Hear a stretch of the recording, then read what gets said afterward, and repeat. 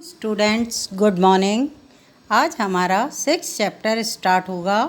6th chapter का नाम प्राकृतिक वनस्पति एवं वन्य जीवन है। बच्चों, ये जो हमारे चारों तरफ हमें वनस्पति दिखाई देती है, ये जैसे जैसे हम अलग अलग स्थानों पर जाते हैं, अलग अलग स्थानों से मतलब है जैसे हम रेगिस्तान में जाते हैं या पहाड़ों पर जाते हैं या समुद्र तट के किनारे पर जाते हैं या मैदानों की तरफ जाते हैं, तो हमें अलग अलग प्रकार के पेड़ दिखाई देते हैं, वनस्पति दिखाई देती है। इसका क्या कारण है, ऐसा क्यों होता है, ये सब चीज़ें एक बहुत ही अद्भुत चीज़ें हमें जो दिखाई देती हैं, हम इन सभी का अध्ययन करेंगे कि इसके क्या क्या कारण होते हैं। स्टार्ट करते हैं बच्चों ये चैप्टर आपके 39 पेज नंबर पे बुक में खोल लीजिए। सलीमा अपने ग्रीष्म शिविर से बहुत ही उत्साहित थी।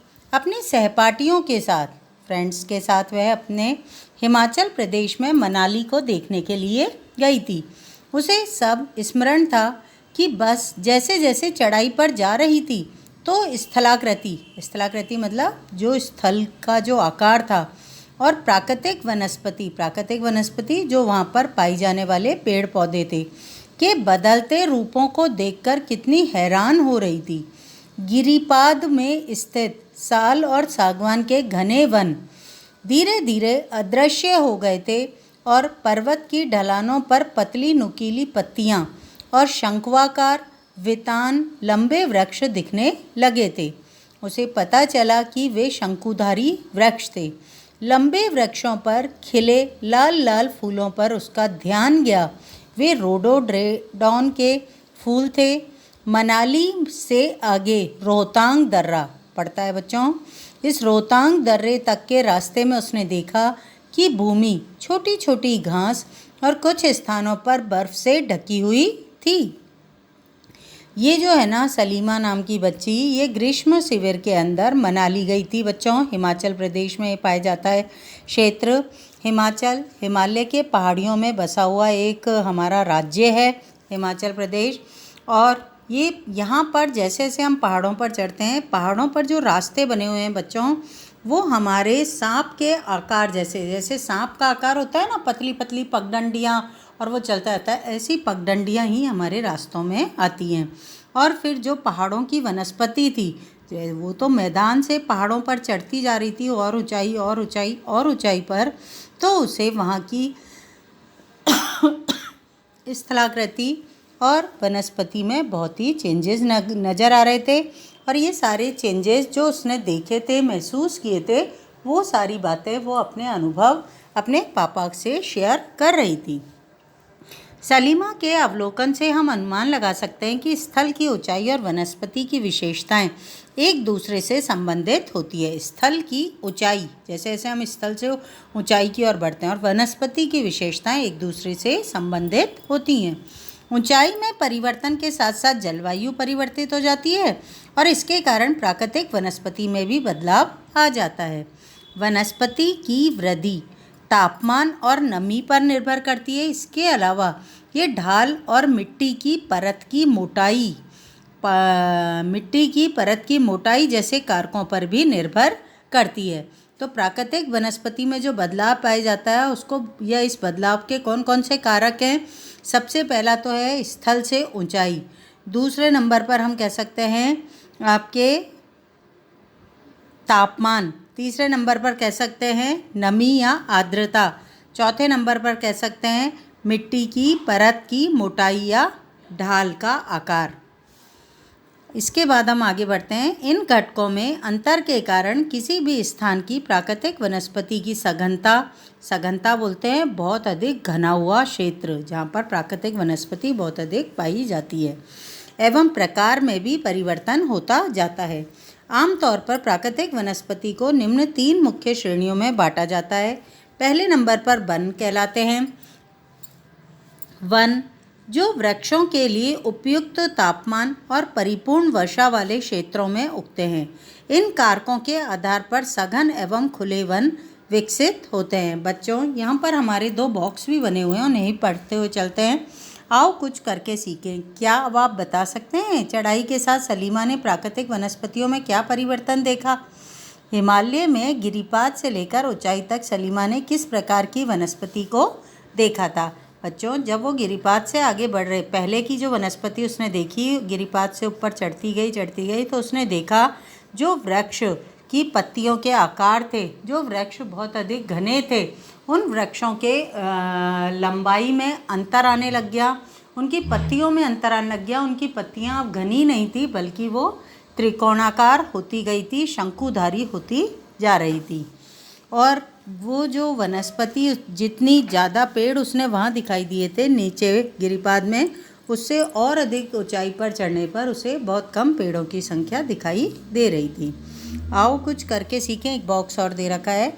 सलीमा की तरह जब आप किसी नए स्थान पर जाते हैं तो वहाँ पाई जाने वाली विभिन्न प्रकार की प्राकृतिक वनस्पतियों पर ध्यान दें और उन कारकों पर विचार करें जिसके कारण ये वनस्पतियाँ वहाँ पैदा हुई थी। वृक्षों की कटाई, चराई, नकदी फसलों की खेती, निर्माण कार्यों आदि के रूप में उस क्षेत्र में अगर कोई मानव हस्तक्षेप हुआ है तो उसे भी लिखें। बच्चों, ये क्वेश्चन हमें करना नहीं है, हम आगे बढ़ते हैं। नेक्स्ट पेज पर जाएंगे, 40 पेज नंबर पर आप लोग चलिए। यहाँ पहले नंबर पर आपने वन को पढ़ा है, दूसरे नंबर पर घास स्थल। घास स्थल बच्चों आप अच्छे से जानते हैं जो मध्यम वर्षा वाले क्षेत्र में विकसित होते हैं। घास की ऊंचाई ज़्यादा नहीं होती है बच्चों, घास कम ऊंचाई वाली होती है। कई कई तो कारपेट सा बिछा रहता है और कई कई जगह थोड़ी ऊंचाई लिए हुए होती है, लेकिन घास कभी भी पेड़ों जितनी लंबी नहीं होती है। कांटेदार झाड़ियाँ तीसरे नंबर पर पाई जाती हैं। कांटेदार झाड़ एवं झाड़ियाँ केवल शुष्क क्षेत्रों में पैदा होते हैं। सलीमा हिमालय की यात्रा का यह सारा अनुभव अपने पिता को बता रही थी। उसके पिता विश्व के विभिन्न स्थानों पर जा चुके थे। उन्होंने सलीमा को विभिन्न महाद्वीपों के विभिन्न भागों में पाई जाने वाली विविध प्रकार की वनस्पतियों के बारे में बताया। उन्होंने उपध्रुवीय मतलब जो हमारे ध्रुव है ना, एक तो उत्तरी ध्रुव और एक दक्षिणी ध्रुव। उत्तरी ध्रुव और दक्षिणी ध्रुव जो 90 डिग्री अक्षांश पृथ्वी को जब हम बनाते हैं तो उसके ऊपर ही ऊपर 90 डिग्री उत्तरी ध्रुव और 90 डिग्री दक्षिणी ध्रुव हम पढ़ते हैं बच्चों। और उपध्रुव होता है उससे थोड़े से पहले वाला क्षेत्र। उन्होंने उपध्रुवीय प्रदेशों में शंकुधारी वन, रेगिस्तान में कांटेदार झाड़ियाँ, आर्द्र प्रदेशों में घने उष्ण कटिबंधीय दृढ़ काष्ठ वनों के बारे में कई अन्य जानकारियाँ भी दी थी। सलीमा समझ गई थी कि हिमालय के क्षेत्रों में लगभग सभी प्रकार की वनस्पतियाँ पाई जाती हैं जो भूमध्य रेखा से ध्रुव की ओर जाने पर मिलती हैं। प्राकृतिक वनस्पतियों के प्रकार में बदलाव का मुख्य कारण जलवायु का बदलाव होता है। आइए हम विश्व की विभिन्न प्रकार की प्राकृतिक वनस्पतियों, उनके गुण और वहाँ प्रवास करने वाले वन्य जीवों की जानकारी प्राप्त करते हैं। सबसे पहले वन का ही हमारे द्वारा अध्ययन किया जा रहा है बच्चों। यहाँ पर हमारे 2 बॉक्स दे रखे हैं, पहले हम उन बॉक्सों का अध्ययन करेंगे। यहाँ पर देखो, ब्राज़ील के उष्ण कटिबंधीय सदाबहार वन इतने विशाल हैं कि ये पृथ्वी के फेफड़े की तरह से प्रतीत होते हैं। आप बता सकते हैं क्यों होता है ऐसा? उष्णकटिबंधीय वन इतने विशाल हैं। पहले हम उष्णकटिबंधीय सदाबहार वन के बारे में पढ़ लें। और इसके नीचे एक बॉक्स और दे रखा है। एनाकोंडा विश्व का सबसे बड़ा सांप उष्णकटिबंधीय वर्षा वन में पाया जाता है। ये मगर जैसे बड़े जानवर को भी मार और खा सकता है। अब सबसे पहले ये जो 2 बातें हमने जानी हैं कि ये इनके बारे में डिस्कस करने से पहले हम उष्णकटिबंधीय सदाबहार वन का अध्ययन कर लेते हैं। इन वनों को उष्णकटिबंधीय वर्षा वन भी कहते हैं। चित्र 6.3, ये जो नीचे की तरफ आपका चित्र बना हुआ है, इसको आप ध्यान से देखो। कितना घना और कैसा लग रहा है कि इसमें चलना भी मुश्किल काम हो सकता है, क्योंकि सूर्य की रोशनी धरातल तक पहुंच ही नहीं पा रही है। ऐसा लग रहा है ना अपने को देखकर। बहुत बड़े बड़े वृक्ष हैं ऊंचाइयां लिए हुए, और ऊपर से तो बहुत चमकते हुए दिखाई दे रहे हैं, लेकिन यदि हम नीचे चलेंगे इन वनों में तो हमें कुछ भी चलने में तकलीफ होगी, क्योंकि दलदल कीचड़ बहुत अधिक पाया जाएगा, पेड़ पौधे पौधे घास वगैरह पाई जाएगी। पढ़ते हैं अब इसमें। इन वनों को उष्णकटिबंधीय वर्षा वन भी कहते हैं। ये घने वन भूमध्य रेखा और उष्णकटिबंध के पास पाए जाते हैं। ये क्षेत्र गर्म होते हैं एवं पूरे वर्ष यहाँ अत्यधिक वर्षा होती है। क्योंकि यहाँ का मौसम कभी शुष्क नहीं होता, इसलिए यहाँ के पेड़ों की पत्तियाँ पूरी तरह से झड़ती नहीं हैं, इसलिए इन्हें सदाबहार भी कहते हैं। काफ़ी घने वृक्षों की मोटी वितान के कारण दिन के समय भी सूर्य का प्रकाश वन के अंदर मतलब जमीन तक नहीं पहुंच पाता है। आमतौर पर यहाँ दृढ़ काष्ठ वृक्ष जैसे रोजवुड, आबनुस, महोगनी आदि पाए जाते हैं। बच्चों, अब सेकंड नंबर पर हमारा उष्णकटिबंधीय पर्णपाती वन दे रखे हैं। हम इन वनों के बारे में कल अध्ययन करेंगे। Thank you.